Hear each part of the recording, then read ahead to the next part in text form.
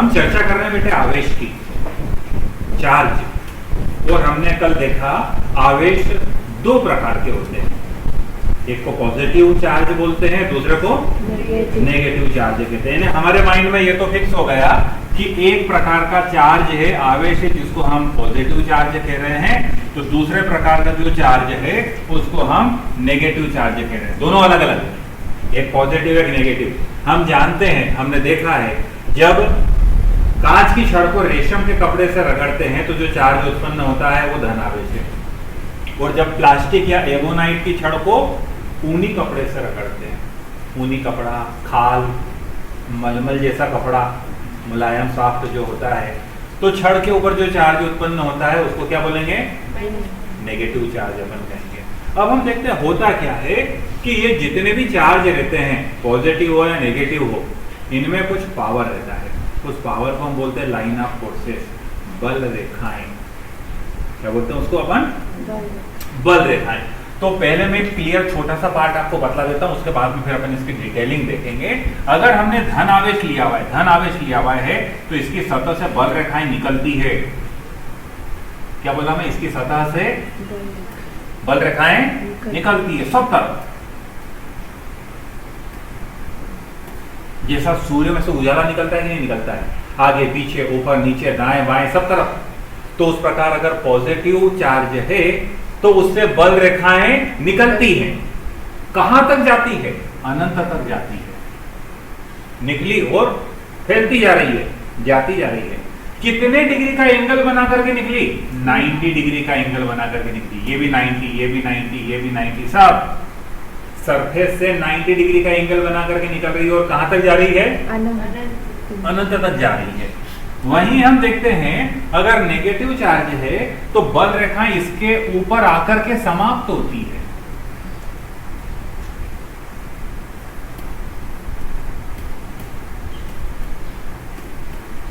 यहां निकली थी, कहां गई थी? अनंत। यहां हम बोलते हैं अनंत से आती है और इसकी सरफेस पर आकर के समाप्त हो जाती है। तो ये दो अलग अलग प्रकार के चार्ज है। समाप्त भी होगी तो कितने डिग्री का एंगल बनाएगी? जितना यहां बन रहा था, 90 डिग्री।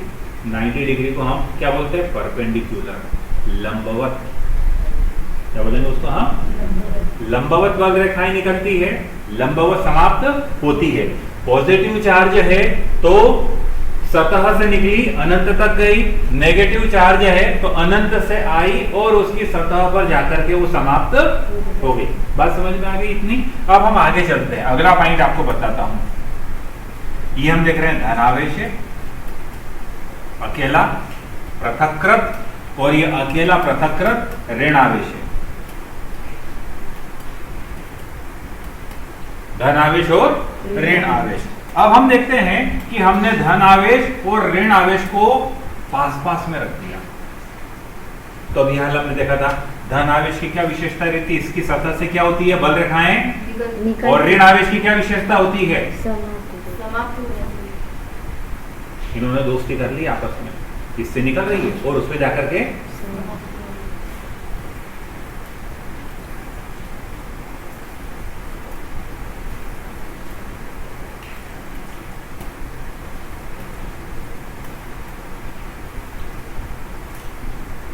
दो आवेश हमने एक साथ रख दिए, ये बल रेखाएं जा रही है और समाप्त हो रही है, पॉजिटिव से निकली और नेगेटिव। तो हमने क्या किया? धन आवेश और ऋण आवेश को एक निश्चित दूरी पर रख दिया। धन आवेश और ऋण आवेश को एक निश्चित दूरी पर रख दिया। ये जो संरचना बन गई, इस संरचना को कहा जाता है इलेक्ट्रिक डाइपोल या विद्युत द्विध्रुव।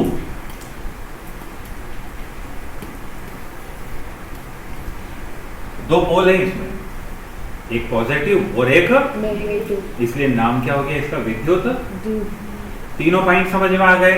मैंने आपको बताया पॉजिटिव आवेश क्या होता है, मैंने आपको बताया नेगेटिव आवेश क्या होता है, और मैंने आपको बताया कि दोनों आवेशों को पास में रख दिया तो क्या बन गया? विद्युत द्विध्रुव। और ये जो लाइनें निकल रही है, इन लाइनों को हम क्या बोल रहे हैं? विद्युत बल रेखा।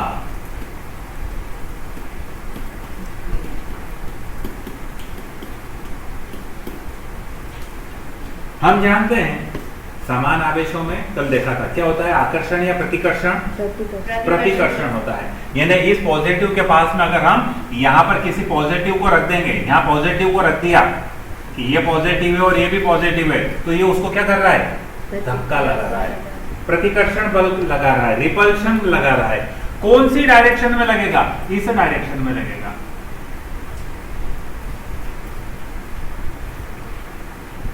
ये डायरेक्शन बनाने के लिए हमने क्या किया, हमने इस बल रेखा के ऊपर एक टच लाइन डाल दी, स्पर्श रेखा डाल दी कि अगर यहां पर धन आवेश होगा तो बल इधर लगेगा, यानी इसकी तरफ से धक्का लग रहा है और ये उसको बुला रहा है क्योंकि पॉजिटिव है, ये पॉजिटिव है। तो समान आवेशों में प्रतिकर्षण, लेकिन असमान आवेशों में क्या हो जाएगा, तो वो जाते जाते जाते और आगे बढ़ेगा, यहां पे जाएगा तो अब इसके ऊपर फोर्स यहां लगेगा, यहां आ जाएगा तो फोर्स यहां लगेगा। समझिएगा, विद्युत बल रेखा के प्रत्येक बिंदु पर लगने वाले बल की दिशा स्पर्श रेखा के डायरेक्शन में होती है। जो भी स्पर्श रेखा, जैसा अगर अपने को पता लगाना है यहां पे बल किधर लगेगा तो हमने लाइन डाल दी, टच लाइन। यहां बल कहां लगेगा तो यहां हमने टच डाल दी, यहां कहां लगेगा तो यहां हमने टच लाइन डाल दी कि अगर पॉजिटिव आवेश रखा अपन ने तो ये क्या हो जाएगी, उस पर लगने वाले बल की दिशा हो जाएगी। ठीक है, अब हम आ जाते हैं आगे। ये हमारा क्वेश्चन अगला, विद्युत बल रेखा किसे कहते हैं? विद्युत बल रेखा किसे कहते हैं? तो यही डेफिनेशन जो अभी अपन ने देखी, यही हमारे सामने आ रही है कि विद्युत बल रेखा वह वक्राकार मार्ग होता है जिसके प्रत्येक बिंदु पर खींची गई स्पर्श रेखा उस बिंदु पर स्थित एकांक धन आवेश पर लगने वाले परिणामी बल की दिशा को प्रदर्शित करती है।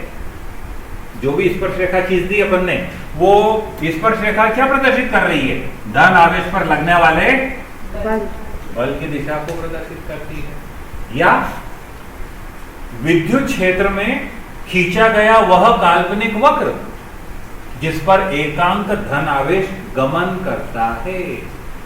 एकांक धन आवेश कि यहां अगर पॉजिटिव होता तो इसको आगे धक्का लगाता, यहां है तो यहां धक्का लगेगा, यहां है तो यहां धक्का लगेगा।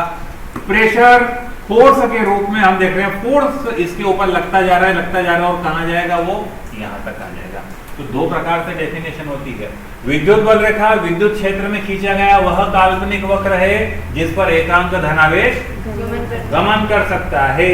दूसरी परिभाषा हमने बता दी, विद्युत बल रेखा वह वक्राकार मार्ग है जिसके किसी भी बिंदु पर खींची गई बल रेखा, खींची गई स्पर्श रेखा उस बिंदु पर लगने वाले परिणामी बल की दिशा को प्रदर्शित करती है। समझ में आ गई परिभाषा? पक्की याद कर लेना है हमको कि विद्युत बल रेखा किसे कहते हैं। अब हम देखते हैं विद्युत बल रेखा की विशेषताएं। विद्युत बल रेखा की अपन ने इतना समझ लिया है कि एक विशेषता को छोड़ करके बाकी सब हमको समझ में आ जाएगी। क्या देखा हमने, क्या हुआ, ये एकांक धनावेश से निकली, कहां तक जा रही है, अनंत तक जा रही है। इसी प्रकार अनंत से चली और कहां पर समाप्त हो गई, ऋणावेश पर समाप्त हो गई। दूसरा हम देख रहे हैं चालक की सतह से कैसी निकली थी, ये लंबवत 90 डिग्री का एंगल बनाते हुए निकली और वापस नेगेटिव पे जाकर के समाप्त भी कैसी हुई, लंबवत ही समाप्त हो रही है। अगर कोई विद्युत द्विध्रुव है, दो वाला ले लिया अपन ने, तो बल रेखाएं कहां से निकली और कहां जाकर के समाप्त हो जाएगी, ऑटोमेटिक सब पॉइंट बनते जा रहे हैं विशेषताओं के रूप में। अगला पॉइंट देख रहे हैं, विद्युत बल रेखा के किसी भी बिंदु पर खींची गई स्पर्श रेखा उस बिंदु पर लगने वाले परिणामी बल की दिशा को प्रदर्शित करती है। जो डेफिनेशन था उसी से उठा करके हमने चौथा पॉइंट लिया, कोई दिक्कत हमको नहीं हुई। अगला पॉइंट, ये बल रेखाएं एक दूसरे को कभी नहीं काटती। ये बल रेखाएं एक दूसरे को कभी नहीं, देख रहे हैं अपन, एक यहाँ पर है तो एक यहाँ पर है। सपोज करो ये एक प्रकार की हमारी बल रेखा है और ये दूसरे प्रकार की हमारी बल रेखा है और इन्होंने इस बिंदु पर काट दिया। तो हमने तो क्या बताया हुआ है, प्रत्येक बिंदु पर खींची गई स्पर्श रेखा उस बिंदु पर लगने वाले बल की दिशा को प्रदर्शित करती है कि ये बल की डायरेक्शन आई कि इस बिंदु पर बल कहां है, तो हम बतला रहे हैं इस बिंदु पर बल यहां है। अब अगर कटान बिंदु है हमारे सामने, और किसी ने बोला कि इस कटान बिंदु पर बल कहाँ है, तो बेटे देखो हरे वाले के हिसाब से ये टच लाइन डाली तो ये बल की डायरेक्शन आ गई, लेकिन ये बल की डायरेक्शन लाल वाले की टच लाइन को थोड़ी प्रदर्शित कर रही है। लाल वाले के लिए अगर अपन टच लाइन डालेंगे तो ये टच लाइन लाल वाले के लिए तो ये ऐसी जा रही है यहाँ पे, ये बल की दिशा। बल की दिशा कितनी हो गई? 2, जो संभव नहीं है। बल की दिशा हमेशा कितनी रहेगी? 1। कभी कभी ये क्वेश्चन आ जाता है इस पॉइंट के आधार पर कि 2 बल रेखाएं एक दूसरे को नहीं काटती, क्यों? 2 विद्युत बल रेखाएं एक दूसरे को नहीं काटती क्यों? तो उसका आंसर हो जाएगा कि यदि ये काटेगी तो कटान बिंदु पर एक से अधिक स्पर्श रेखाएं खींचना पड़ेगी, जो एक से अधिक बलों की डायरेक्शन को बदलाएगी, जो संभव नहीं। आप घर से चले तो स्कूल गए, कहीं होटल में तो नहीं चल गए, क्योंकि आपके माइंड में एक ही बल रेखा बनी हुई थी। कहाँ घर से निकले तो कहाँ जाना है? स्कूल में जाना है। तो आपका नाम रखा स्टूडेंट, और आप अगर इधर उधर जाते तो फिर 3 अक्षर वाला जिसमें सब में आज ही मात्रा लगती रहती वो वाला नाम हो जाता कि नहीं हो जाता? तो हम देख रहे हैं ये विशेषता हो गई कि 2 बल रेखाएं एक दूसरे को कभी नहीं काटती, क्योंकि अगर काटेगी तो कटान बिंदु पर एक से अधिक स्पर्श रेखाएं खींची जाएगी, जो संभव एक बिंदु पे बल कितना रहेगा? केवल एक ही रहेगा, एक से ज्यादा नहीं रहता है। आगे चलिए, अब ये 5 विशेषताएं तो बेटे वो हो गई जो हमको चित्र से ही समझ में आ गई थी। अब एक विशेषता बची, उस विशेषता को पहले अपन देखते हैं। हमने क्या देखा कि अगर 2 प्रकार के आवेश, एक पॉजिटिव और एक नेगेटिव है, पॉजिटिव अगर है 2 तो उनके बीच में क्या होना चाहिए? आकर्षण की प्रतिकर्षण, और पॉजिटिव और नेगेटिव है तो उनके बीच में क्या होना चाहिए? आकर्षण। अब हमको यही बताना है कि आकर्षण क्यों होता है, प्रतिकर्षण क्यों होता है। पहले हम देख रहे हैं ये पॉजिटिव चार्ज है तो ये नेगेटिव, और ये हम देख रहे हैं कि बल रेखा, ये क्या है? इस बल रेखा को अपन मान लो रबर बैंड आता है ना, चोटी में लगाते हो आप लोग रबर बैंड।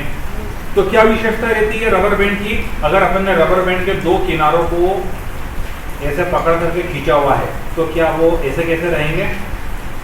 छोड़ देंगे उसको तो क्या इतना ही लंबा रबर रहेगा? कैसा हो जाएगा? सिकुड़ेगा। क्या होगा? तो हम बोल रहे हैं ये जितनी भी बल रेखाएं रहती है इन सब में टेंडेंसी है काय की? सिकुड़ने की। जब ये सिकुड़ेगी तो पॉजिटिव नेगेटिव को क्या करेगा? अपनी तरफ आकर्षित कर लेगा। तो ये पॉइंट बन गया कि ये लचकदार डोरी के समान सिकुड़ने का प्रयास करती है, लंबाई में सिकुड़ने का प्रयास करती है। फलस्वरूप असमान आवेशों में आकर्षण होता है। असमान आवेशों में क्या हो रहा है यहाँ पर? आकर्षण। क्यों हो रहा है? क्योंकि ये लचकदार डोरी के समान काय का काम कर रही है? सिकुड़ने का काम कर रही है। अब दूसरा पॉइंट हम देखते हैं, ये भी पॉजिटिव और ये भी पॉजिटिव की क्या विशेषता रहती है? बल रेखाएं निकलती है, बल रेखाएं, इसकी भी डायरेक्शन वही है, इसकी भी डायरेक्शन वही है। तो हम बोल रहे हैं लंबाई के लंबावत ये एक दूसरे से दूर हटने का प्रयास करती है। लंबाई की दिशा में खिंचा रही थी, सिकुड़ रही थी, लेकिन लंबाई ये भी जा रही है और ये भी जा रही है। उसके लंबावत क्या कर रही है? एक दूसरे को धक्का लगाने का प्रयास करती है। फलस्वरूप समान आवेशों में प्रतिकर्षण होता है, समान आवेशों में और असमान आवेशों में आकर्षण। यही पॉइंट हमारा बेटे अगला पॉइंट बन जाता है, छठा। विद्युत बल रेखाएं खींची हुई लचकदार डोरी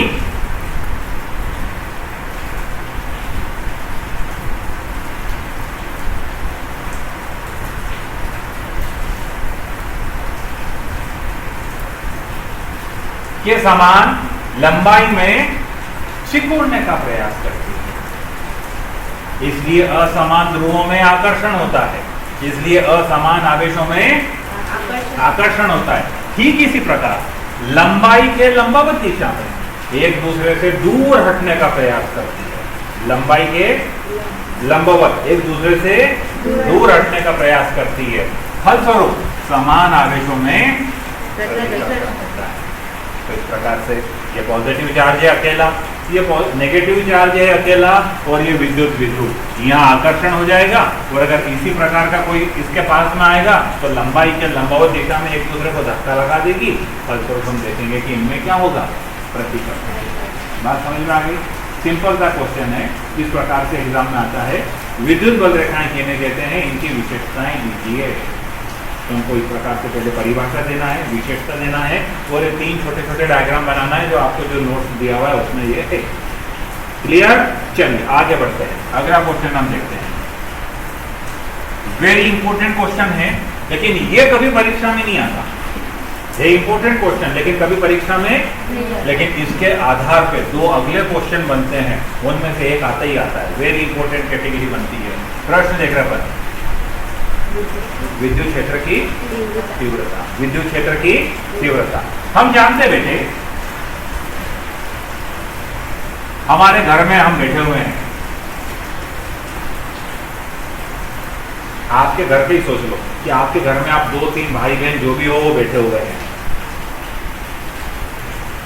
तो अपन जानते हैं स्कूल तो है नहीं, घर है, पूरी आजादी है, सबकी सब प्रकार की शैतानी वहां चल रही है, कोई प्रतिबंध तो रहता नहीं है। अब ध्यान से सोच के बताओ, घर का कोई एक व्यक्ति अगर, विशेष व्यक्ति अगर यहाँ आ जाता है तो वो शैतानियां बंद हो जाती है। होता है कि नहीं होता है ना? वो हमारे पिताजी हो सकते हैं, कोई हमारे अंकल हो सकते हैं, कोई गुस्से वाला व्यक्ति दादाजी हो सकते हैं घर में इसे, कि जो आ गए तो जो हमारे क्रियाकलाप थे वो उनकी उपस्थिति में क्या हो गए, बंद हो गए। पहले हो रहे थे, अब बंद हो गए। बंद हो गए यानी इनका प्रभाव पड़ने लग गया यहाँ पे। वो सदस्य का प्रभाव अन्य सदस्यों के ऊपर पड़ रहा है कि नहीं पड़ रहा है? अपन जानते ना, घर के दादाजी बोलते हैं आज घर से बाहर कोई भी नहीं जाएगा, तो बेचारा सब अंदर ही बैठे रहते हैं। क्यों? क्योंकि उनका प्रभाव पड़ रहा है। तो इसी आधार पर बेटे हमारी डेफिनेशन बनती है।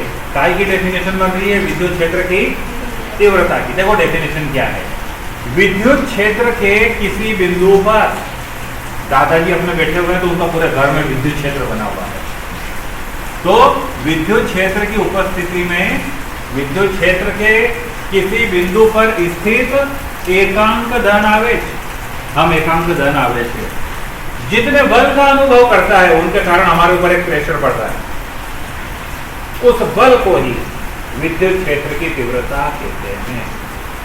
इन्हें दिमाग में फिट करो 2 लाइन देख करके। विद्युत क्षेत्र की तीव्रता यानी कि एक प्रकार का क्या है, ये बल है। किस पर लगा? कहां पर लगा? विद्युत क्षेत्र, एक बड़ा क्षेत्र बना हुआ है तो बल लगा। अपन देख रहे हैं ना बेटे, ये खटका चालू करा तो ये चलने लग गया। क्यों चलने लग गया? क्योंकि इसके अंदर क्या लग रहा है, और उस बल ने क्या करा, इसको घुमा दिया। बात समझ में आ गई? विद्युत क्षेत्र की उपस्थिति में एकांक धन आवेश पर जितना बल आरोपित होता है उस बल को हम विद्युत क्षेत्र की तीव्रता कहते हैं। तीव्रता को E के द्वारा व्यक्त किया जाता है, इंटेंसिटी। E विद्युत क्षेत्र की तीव्रता का संकेत क्या है? E है। तो E बराबर पे फार्मूला क्या बन गया? F/Q। F यानी कि बल और Q यानी कि आवेश। ये सूत्र ध्यान से देखो, बहुत इंपॉर्टेंट सूत्र, बहुत काम में आएगा। E बराबरी पर F/Q काय का सूत्र है, ये तीव्रता का सूत्र है। कल हमने F का सूत्र बनाया हुआ है, F बराबर ये वाला Q1 Q2/R², ये F का सूत्र है, बल का सूत्र है। F बराबरी पर Q1 Q2/R। अब हमको E का सूत्र बनाना है। F के सूत्र इसको ध्यान रखना कि ये F का फार्मूला है। क्या देखा हमने? F बराबरी पर Q1 Q2/R²। ये फार्मूला है हमारे पास। क्या का फार्मूला है? F का। अब हम बता रहे हैं, अभी यहाँ अपन ने लिखा E बराबरी पर सूत्र क्या होता है? F/Q। अब दिमाग से सोचो, कल हमने कंडीशन डाली थी Q1 और Q2 दोनों बराबर हो, तो कंडीशन लिखी ना हमने। अभी आपने जो डेरिवेशन करा उसमें भी आपने लिखा एकांक आवेश बनाने में क्या कंडीशन बनाते थे बेटे हम? Q1 बराबरी पर Q2 दोनों को क्या मान लेते हैं? Q मान लेते हैं। यानी इसकी जगह पे क्या लिखना है हमको? Q लिखना है, और इसकी जगह पे क्या लिखना है? क्योंकि दोनों क्या हैं? बराबर है, और बराबरी पर किसके है? तो हमने इसको भी Q मान लिया और इसको भी Q मान लिया। E बराबरी पर F बटे Q, F की जगह हमने ये F का मान लिख दिया और बटे में हमने Q लिख दिया। E बराबरी पर F की जगह क्या लिखा? F का मान, और बटे में क्या लिख दिया? Q से एक Q कट गया, कट जाए, इसीलिए हमने 1 और 2 हटाए, नहीं तो 1 2 रहते तो कहां से काटते? तो हमने क्या मान लिया? दोनों बराबर है। किसके बराबर है? Q के है। तो E बराबरी पर सूत्र बनाया हमने, F की जगह F का मान लिखा और बटे में क्या लिख दिया? Q। Q से Q कैंसिल हो गया, तो अब कितना बचा? खाली Q बचा। तो अब हम देख रहे हैं कि सूत्र क्या बन गया हमारा? E का सूत्र क्या बन गया बराबरी पर? Q अपान R। बल का सूत्र क्या था? Q1 Q2 अपान R स्क्वायर। ये बल का सूत्र था। बल के सूत्र में कितने Q थे? 2। और तीव्रता के सूत्र में कितना Q है? 1। बस यही अंतर आ जाता है दोनों में। तो हम देखते हैं बेटे, E बराबरी पर F अपान Q, F की जगह F की वैल्यू रख देंगे। ये SI वाला फार्मूला रख लिया अपन ने, 1 अपान 4 पाई एप्सिलॉन 0 K। अगर K होता तो नहीं है, तो वायु निर्वात है तो K बराबरी पर 1 है, इंटू Q1 Q2 अपान R स्क्वायर। तो Q बटे R स्क्वायर, और काय से डिवाइड कर दिया उसको, तो Q ने क्या करा? एक Q को उड़ा दिया। तो ये तीव्रता का सूत्र बन गया। कहने का मतलब दिमाग में फिट कर लो, बल का सूत्र आता है तो Q1 Q2, Q को कितनी बार लिखना पड़ता है? 2 बार। और तीव्रता है तो 1 बार। तीव्रता है तो कहीं पे भी तीव्रता लगाना रहेगी हमको, कहीं पे भी तीव्रता हमको लगाना रहेगी, कहीं पे भी तीव्रता E लगाना रहेगी, तो एक ही बार Q लिखेंगे, 2 बार नहीं लिखेंगे। बल होता तो कितनी बार लिखना पड़ता? 2 बार। और E यानी तीव्रता है तो यहाँ Q1 Q2 की बजाय खाली क्या लिखा जाएगा? Q लिखा जाएगा। तो बेटे ये हमारा क्वेश्चन है जिसके आधार पर आगे का हमको काम करना है। विद्युत क्षेत्र की तीव्रता, तो ये तीव्रता की परिभाषा है और ये फार्मूला है, और ये मास्टर फार्मूला है जो तीव्रता 2 प्रकार से हम लगाते हैं, एक को अक्षी बोलते हैं, एक को निरक्षी बोलते हैं। तो दोनों में अब हम इस वाले सूत्र का प्रयोग करेंगे। E बराबरी पर 1 अपान 4 पाई एप्सिलॉन 0 Q अपान R स्क्वायर। Q अपान बल का मात्रक न्यूटन लग रहा था, लेकिन यहाँ मात्रक क्या लग रहा है? न्यूटन प्रति कूलाम। न्यूटन प्रति, क्योंकि तीव्रता का सूत्र बनाने में बल को आवेश से डिवाइड कर दिया, तो बल का मात्रक न्यूटन और आवेश का मात्रक कूलाम, तो न्यूटन बटे कूलाम। तो ये मात्रक आ गया था, न्यूटन बटे कूलाम। बात समझ में आई? क्वेश्चन निकालो अपने नोट्स में। पहला क्वेश्चन निकालो बल रेखा की विशेषता, और दूसरा निकालो डेफिनेशन वाला। दोनों क्वेश्चन को ध्यान से पढ़ो, फिर आगे का काम करते हैं।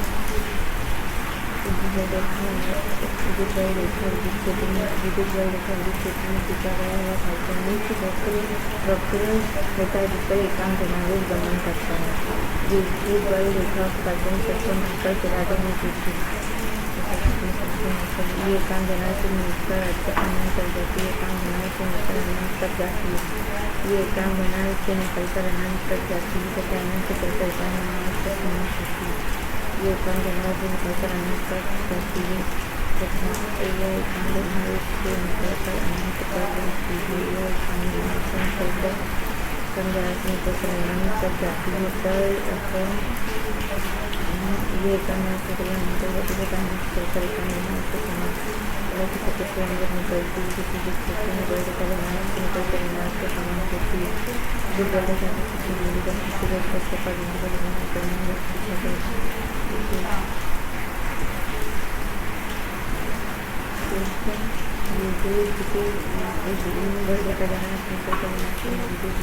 किसी पर खींचा गया खींची गई स्पर्श रेखा किसी बिंदु पर खींची गई स्पर्श रेखा उस बिंदु पर लगने वाले परिणामी बल की दिशा को विकसित करती है, ये बिंदु पर नहीं सकती इससे करने में इससे भी स्पर्श रेखा खींची जा सकती है जो बिंदु पर इससे भी परिणाम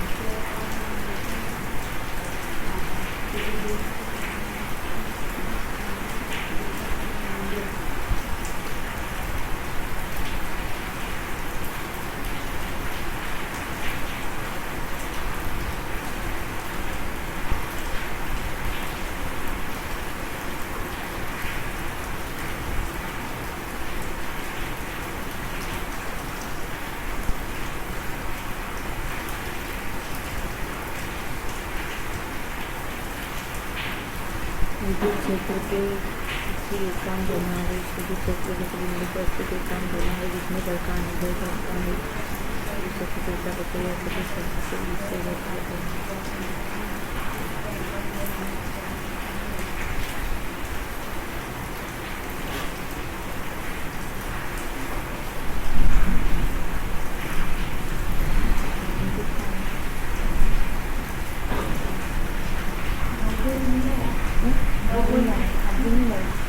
की मोटी बुद्धि अरबी नहीं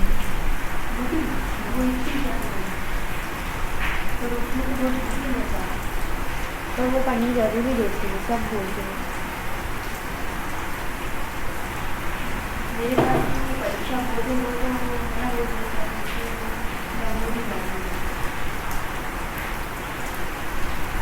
तो परीक्षा में नौकरी तो क्यों नहीं होती है क्यों नहीं होती उन्होंने पढ़ा इंस्टीट्यूट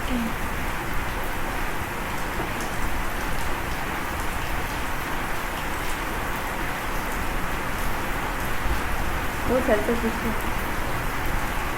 मैं कुछ भी पूछी शायद नहीं खत्म तो उसमें जरूर खत्म तो लिखना पड़ेगा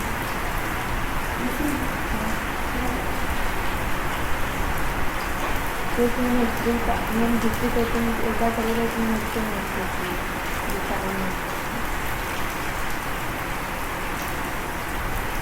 ये अलग कॉपियाँ बनाई थी जो कनिष्ठा को उनकी अलग कॉपियाँ बनाई। अरे नहीं तो स्कूल की कॉपियाँ नहीं बनाई स्कूल में एक बार लगाते नहीं मैं कोचिंग का ही बनाऊँगी पर मैंने बोला स्कूल का वो लिख लिया दूसरे का मतलब एक चैप्टर केमिस्ट्री का यही कोचिंग का दिन चला में पर तुम्हें बीच में आ रही थी तब स्कूल की कॉपियाँ नहीं बनाती बनवाते पर यही बने मेरे स्कूल में तो 3-4 पास हमने कॉपियाँ हैं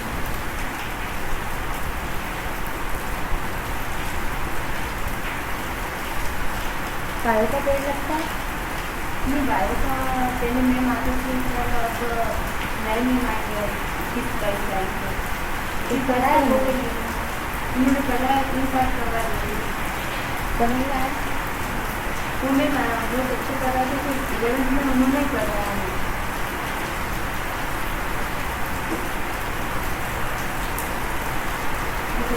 वो कोचिंग करना पड़ेगा ये कोचिंग कैसे होता है मैं कोचिंग कैसे होता है वो मेरे पापा को पता था तो उन्होंने बोला कि ये अच्छा कराएंगे साइंस में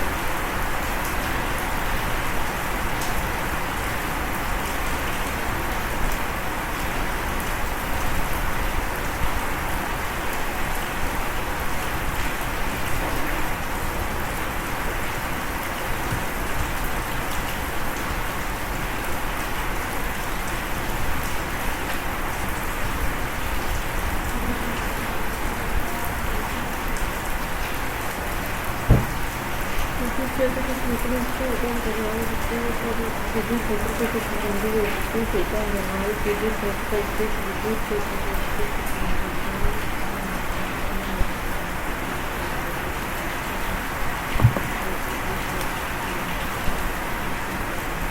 चलिए दोनों पॉइंट को समझना है ध्यान से अपने को। एक हमने अलग अलग आवेश देखे, दो आवेश को इकट्ठा रख दिया तो क्या बोला? क्योंकि बेटा आगे के जितने भी हमारे प्रश्न बनेंगे ना वो सब इसी से संबंधित बनेंगे। अलग अलग आवेश का कोई रोल नहीं, हमारे प्रश्न का हिस्सा ही क्या रहेगा? विद्युत द्विध्रुव। वेरी इंपॉर्टेंट, ये इस चैप्टर का सबसे इंपॉर्टेंट प्रश्न है जो अगला अपन देखने वाले हैं।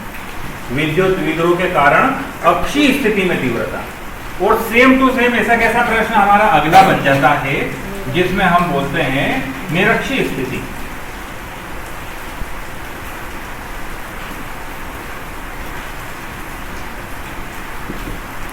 ये खाली अंतर है अक्षीय और ये यानी दो क्वेश्चन है, हमको समझना पड़ेगा एग्जाम में कौन सा आया, अक्षीय आया या क्योंकि आधे बच्चे अक्षीय आता है तो निरक्षीय लिखाते हैं, वो निरक्षीय होता है तो वो खाली ये देख लेते आ गई विद्युत क्षेत्र की तीव्रता, ये नहीं देखते कौन सी आई, अक्षीय आई या, क्योंकि इसी पर तो हमारा पॉइंट बन रहा है। तो तीव्रता का सूत्र बनाने का तरीका बेटे मैंने आपको क्या बतलाया कि E बराबरी पर F बटे Q, ये ध्यान रखना है।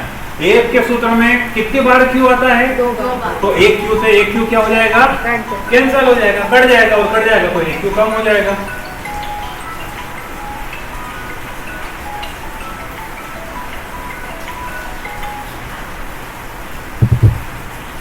तो ये हमको ध्यान रखना है। और सूत्र हमारा हमेशा कौन सा चलेगा? एसआई वाला। सूत्र कौन सा चलेगा? एसआई वाला। हम जानते हैं एसआई में बल का सूत्र क्या लगाया था अपन ने? 1/4πε0 K होगा तो K लिख देंगे, Q1 Q2 अपान R² और अपान Q, क्योंकि हमको F का नहीं, हमको सूत्र कायदा बनाना है। E बराबरी पर क्या होता है? F की जगह F लिखा, Q से अपन जानते हैं एक Q कैंसिल हो गया, तो ये E का हमारा सूत्र बना 1/4πε0 K। अगर पराविद्युत होगा, वायुव्य निर्वात होगी तो K का मान कितना होता है वायुव्य निर्वात के लिए? तो ये हट जाएगा। तो दोनों एक जैसे ही चलते हैं। इनटू अब 2 Q नहीं, कितना Q बचा? एक बचा और अपान में R²। ये तीव्रता का सूत्र है बेटे हमारा। तीव्रता का सूत्र बनाने में हमने बल को आवेश से डिवाइड किया हुआ है, बल में भाग लगाया, काय का भाग लगाया? आवेश का भाग लगाया। बल की इकाई क्या होती है? बल का मात्रक क्या होता है? न्यूटन। और आवेश का क्या होता है? कूलाम। तो जब बल में आवेश का भाग लगाया है तो तीव्रता का मात्रक क्या हो गया? न्यूटन प्रति कूलाम, N/c। मात्रक नहीं लिखते हैं तो एग्जाम में नंबर कट जाते हैं। मिठाई बनाते तो इलायची डालना पड़ती है, नहीं डालना पड़ती है? इलायची नहीं डालेंगे तो कुछ गड़बड़ टेस्ट आ जाएगा उसका। तो बेटे पूरी मिठाई है, ये नहीं डाली तो उसका टेस्ट बदल गया, वो क्वालिटी उसकी नहीं आ पाई। तो उसी प्रकार अपन देखते हैं कि अगर मात्रक नहीं लगाएंगे अपन तो ये जो नहीं लगाते बेटे वो इंपॉर्टेंट हो जाता है। चाय बनाई, दूध डालना भूल गए तो क्या चाय बनी ठीक से? लोग ब्लैक टी पीते हैं, हम तो दूध वाली चाय पीने वाले लोग हैं, दूध होना चाहिए उसमें। तो दूध मुख्य हो गया और चाय की पत्ती डालना भूल गए तो चाय बनी क्या? अब चाय की पत्ती मुख्य हो गई और शक्कर डालना भूल गए तो भी चाय नहीं बनी। हमको कोई डायबिटीज तो है नहीं, शक्कर की बीमारी तो है नहीं, तो जो नहीं है वो क्या हो गया? खास। तो बेटे एग्जामिनर के लिए यही रहता है, जो आपने नहीं लिखा वो खास है, उसके नंबर ज्यादा काटेगा। समझ में आ रही है? 4 नंबर का कोई क्वेश्चन आया, आपने सोचा कि चलो 2 और 2 नंबर का वर्णन है और 2 नंबर का चित्र है, आधा लिख दिया, सोचा 2 तो मिलेंगे ही मिलेंगे, आपने वर्णन लिख दिया, पता चला उसने कितना नंबर दिया? 1 ही दिया, 3 काट दिए, दोनों 2 के थे। आपने खाली डायग्राम बना दी, सोचा 2 मिलेंगे, नहीं मिला, आपको कितना मिल रहा है? तो हर काम अपन देखेंगे एग्जामिनर के हिसाब से चलता है। अब चलिए देखिए आगे की थीम में आपको बता देता हूं, जो काम हम कल करेंगे उसकी थीम में आपको बतला रहा हूं। विद्युत द्विध्रुव हमको समझ में आ गया। विद्युत द्विध्रुव किसे कहते हैं?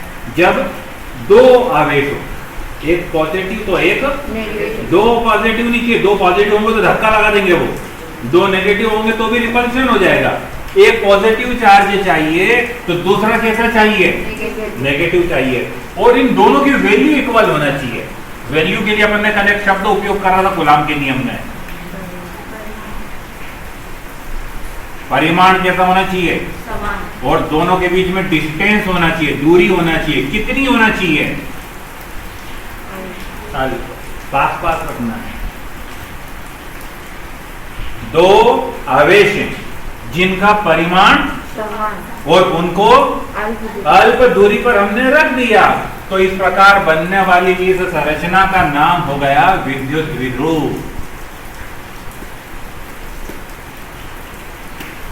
ये विद्युत द्विध्रुव की परिभाषा बनी जब समान परिमाण के दो आवेश एक दूसरे से अल्प दूरी पर उपस्थित होते हैं, तब उस संरचना को, जैसे अपन देखते हैं ना पहिया कैसा होता है आकार में, गोल। जब दो पहियों को एक निश्चित दूरी पर रख दिया जाता है तो साइकिल बन जाती है। फिर पहिया नहीं बोलेंगे, साइकिल को देख के नहीं बोलते ये दो पहिए कहां जा रहे हैं, इकट्ठा बोलते हैं साइकिल कहां जा रही है। समझ में आ रही बात की नहीं आ रही है? दो चीज कंबाइंड हो गई तो उसका नाम क्या हो गया, बदल गया, चेंज हो गया। तो उसी प्रकार अपन देख रहे हैं ये पॉजिटिव चार्ज है, ये नेगेटिव चार्ज है, और दोनों को अपन ने अरेंज कर दिया इस कंडीशन को मिला करके, तब इस संरचना को हमने क्या बोला, यानी माइंड में तत्काल आ जाना चाहिए विद्युत द्विध्रुव यानी पॉजिटिव भी रहेगा और नेगेटिव भी रहेगा। ये हमने पॉजिटिव बनाया, ये हमने नेगेटिव बनाया। दो आवेश है, ध्यान से देखना, दो आवेश है, इन दोनों आवेशों के बीच की दूरी 2l है। दोनों के बीच की दूरी 2l है, और ये इन दोनों का ठीक सेंटर पॉइंट है, मध्य बिंदु है। ब्रेन चलाना अपना, जो प्रश्न पूछ रहा हूं उसका जवाब देना। दो आवेश के बीच की दूरी 2l है, और ये क्या है, उसका मध्य बिंदु O है। ये एक आवेश है A, एक आवेश है B। A और B दो आवेश है जिनके नाम हो गए, एक को हमने Q1 बोल दिया, एक को हमने Q2 बोल दिया। एक धन आवेश हो गया, एक ऋण आवेश हो गया। दोनों के बीच का बिंदु क्या है, O है। तो अब मेरे को समझ करके बतलाओ, O से लेकर के इस वाले आवेश तक की दूरी कितनी होगी, या यहां से लेकर के यहां तक की दूरी कितनी होगी, ये दूरी कितनी और ये वाली दूरी कितनी, टोटल दूरी मैंने आपको बतला दी कितनी है, 2l, और O बतला दिया, O क्या है, बीच वाला बिंदु है। तो यहां से यहां की दूरी कितनी होगी, 1l, क्योंकि टोटल कितनी है 2l, और इधर की भी कितनी होगी 1l, तो 1 लिखा नहीं जाता। ये भी l दूरी है और ये भी l दूरी, l और l मिलकर के कितनी हो गई, 2l हो गई। बात समझ में आई। दो आवेशों को मिलाने वाली, अगला पॉइंट ध्यान से सुनना, ये सब बेसिक चल रहा है बेटे, ताकि अगले दो प्रश्न हमारे फटाफट हो। इन दोनों आवेशों को मिलाने वाली जो ये लाइन है, इसको कहा जाता है अक्ष, द्विध्रुव अक्ष।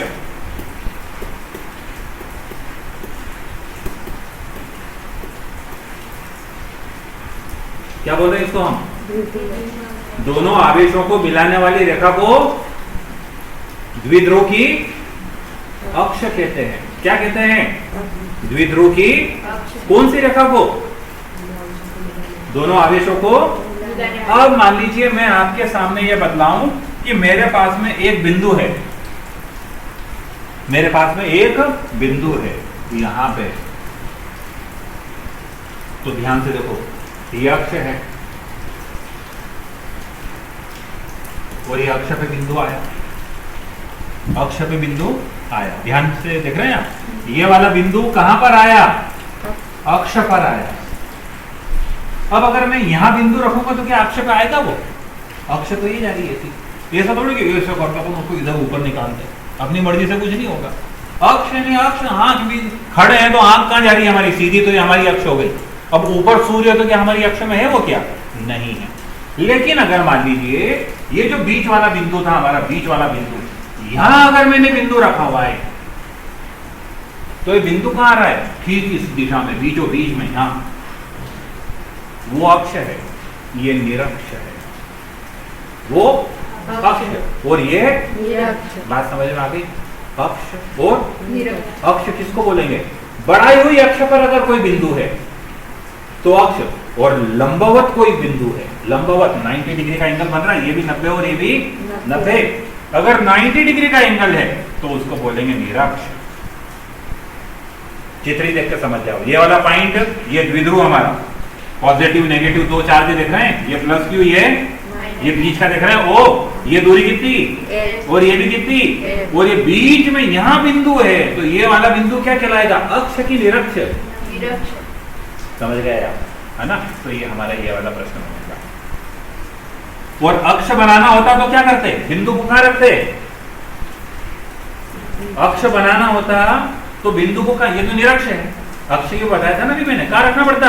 अक्ष पर उधर साइड में।